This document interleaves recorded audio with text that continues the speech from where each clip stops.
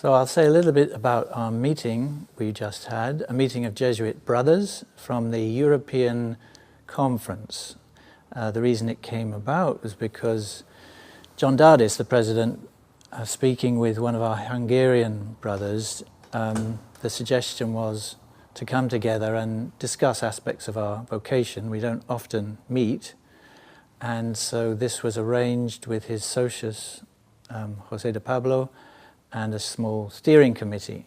And I think it was a very happy meeting, very light. It was quite packed, but because we don't discuss these matters very often, it was very fraternal. We had a lot of sharing of our vocation, but some very particular inputs as well. John himself gave an input on the challenges for Europe and the opportunities of the work in Europe, based on the idea that Jesuit brothers don't do a separate work. It's a unified work of the society, but we do it together. The other inputs were on identity, the historical identity of how the brothers' vocation developed, and the work with the exercises, how that vocation is integral to the life of the society, and also how brothers can give the spiritual exercises. It was in this place, the Curia, which was very welcoming. We were very privileged to be here. It's always a very welcoming place, I find, because you meet people from all over the world who pass through here, and Father General was very happy to welcome us, but also attended many of the sessions and took part. He also gave an input towards the end, which included his thoughts working towards GC 36 now. So this was interesting, not just from what we had inputted, but also what he responded with. I suppose one of the highlights has to be on the 27th Saturday. We were privileged also to be part of this celebration of the restoration of the society at the Jesuit, and even further lucky to be able to meet and personally greet Pope Francis. So everybody was particularly happy with that, and the Pope was very good in greeting everybody in a friendly way. We also, the following day, celebrated Mass in the same chapel where the Pius VII's bull was promulgated, and had a supper with the international community there. So all in all, I think it was a very happy, joyful meeting with some serious work, taking the Pope's words to heart from his homily that, our vocation inevitably involves carrying our cross, a degree of suffering. Nothing is perfect, and we have to fulfill our vocation with that in mind. So we're all very happy.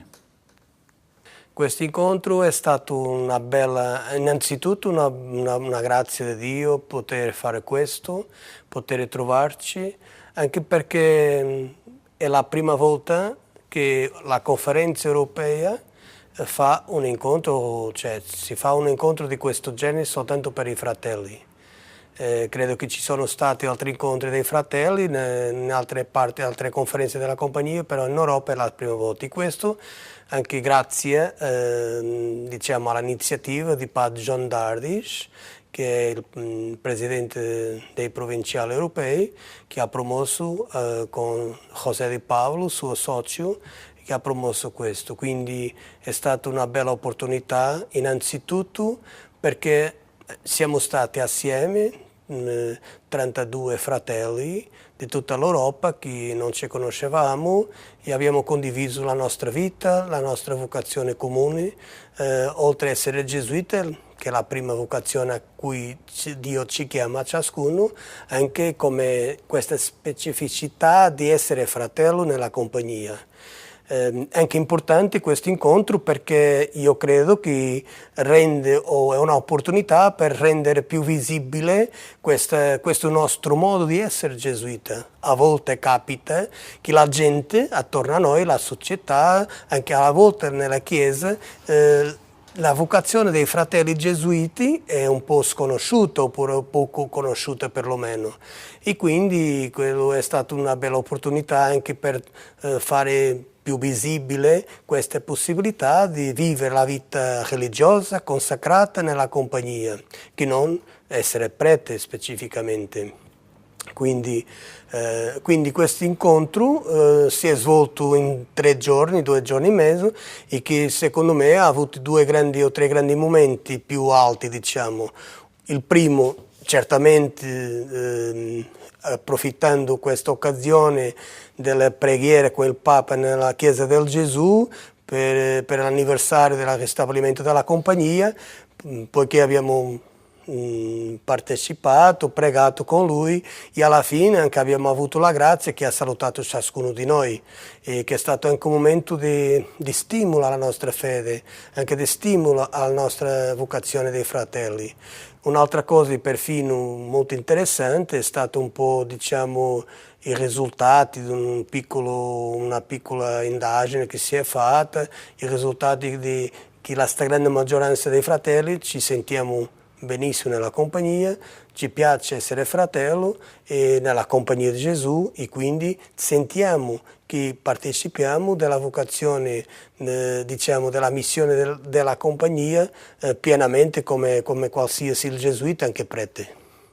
E quindi ringrazio Dio, ringrazio questa possibilità che il Padre Generale ci ha dato anche di radunarci nella Curia in quest'anno, in questa data particolare per noi.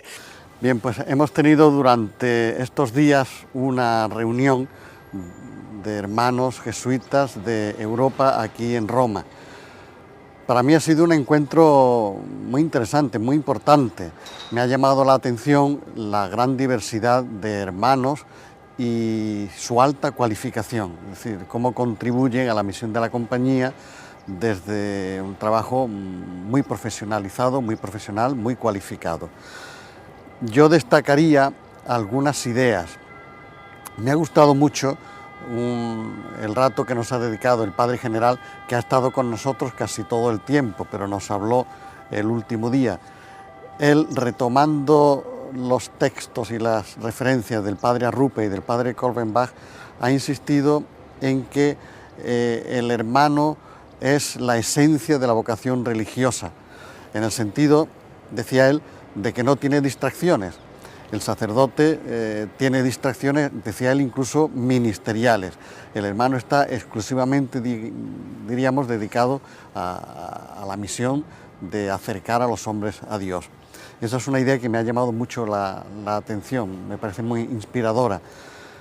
Ha salido también el tema, pues, de los modelos de hermano que coexisten ahora en la compañía. Se habla de un modelo, el más tradicional, el hermano ad domesticam, y también un hermano más actual, más profesionalizado. Los dos coexisten y los dos son necesarios. Y decía también el Padre General, hay que incentivar y mantener y recuperar en algún caso el corazón de ambos modelos. El uno es el servicio, fundamentalmente, y la humildad, y el otro es el acercar a los hombres a Dios. Las dos cosas son necesarias y las dos cosas hay que mantenerlas. Los dos modelos son necesarios, aunque hay también, existen, diríamos, personas que encarnan modelos más o menos puros, pero después hay muchos híbridos, muchos modelos híbridos, ¿no? Cada uno contribuye a la misión de la compañía de una forma diversa. Eso es así entre los propios hermanos, entre los propios sacerdotes, entre hermanos y sacerdotes. También ha salido el tema de que es deseable ir reduciendo en lo posible las diferencias estructurales. En este sentido, bueno, pues el hecho de la existencia de los grados tiene una explicación histórica, hoy difícilmente asumible. pienso yo, más difícil de asumir para los propios sacerdotes, el que existan dos grados dentro de la vocación sacerdotal. Bien, ese es un tema que pienso sería deseable que se revisara, o la posibilidad de que se extendiera a todos el cuarto voto, incluso el estudiar que en determinadas circunstancias pues algunos hermanos pudieran ejercer de superiores. Al fin y al cabo, parte del núcleo de la vocación de hermano salía en estos días es el cuidado de la comunidad, pues el superior tiene como misión principal el cuidar a la comunidad, ¿no? Finalmente añadiría otra idea de las que han salido en estos días, es el tema de la crisis de la vocación de hermano. Claro, propiamente lo que está en crisis en Occidente es la fe, y como fruto de la crisis de la fe y de la Iglesia ha dejado de ser tan significativa como era antes, fruto de esa crisis de fe, evidentemente viene la crisis de la vida religiosa per se, y hemos dicho que la vocación de hermano es la esencia de la vida religiosa. El sacerdocio también sufre una crisis importante, pero el sacerdocio tiene un plus de visibilidad, de funcionalidad en la propia Iglesia, y quizá eso explica que la crisis sea menos fuerte en el sacerdocio, pero la raíz para mí me parece que es la misma, es la crisis de la fe por la que pasa Occidente. Pienso personalmente que también otro factor que influye es la excesiva clericalización de la Iglesia. Durante mucho tiempo el sacerdocio para mucha gente es como un estatus que hay que tener para poder ser algo en la Iglesia, para poder medrar, eso en sentido negativo, o para poder ser algo. En ese sentido hay que redescubrir la esencia de las vocaciones. Cada vocación tiene su lugar y tiene que participar a su manera en la misión de la compañía y de la Iglesia. Y con estas campanas del Vaticano, pues daría por concluida esta síntesis de lo que ha sido para mí esta reunión de hermanos. Muchas gracias. So we've just finished a meeting for Jesuit brothers from Europe here in the Curia. It was almost one Jesuit brother from every province of Europe. About 30 brothers came, brothers under 65, so it's a fairly young group.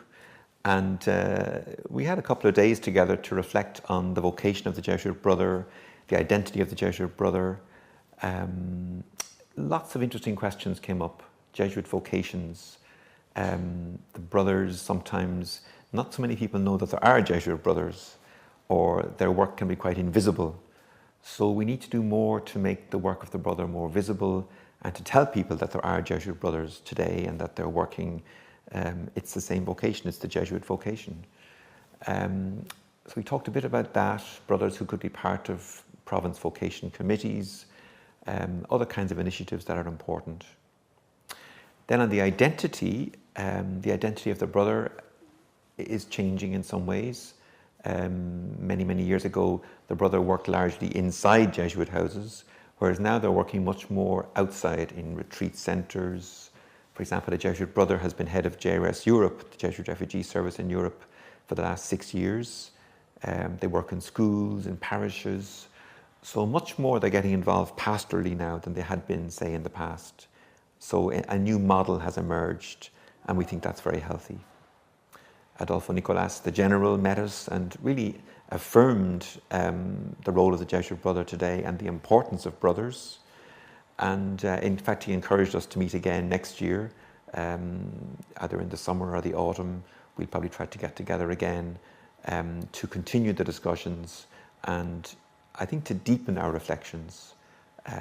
This was very much an inspiring meeting. The brothers also had a chance to meet Pope Francis, and then they finished with a Mass with Father General here in the Roman Curia. I think the fact that the meeting was held in the Curia here in Rome shows how much the General really wants to support brothers, and this kind of meeting that builds friendship, but also it promotes ideas and it encourages us to move forward. So in summary, a very important meeting for brothers under 65, but for all brothers, I think. Over 30 brothers attending, one from most provinces, and then provinces that have a larger number of brothers sent to. So I really congratulate the brothers on all that was achieved in this meeting, and we look forward to the next one.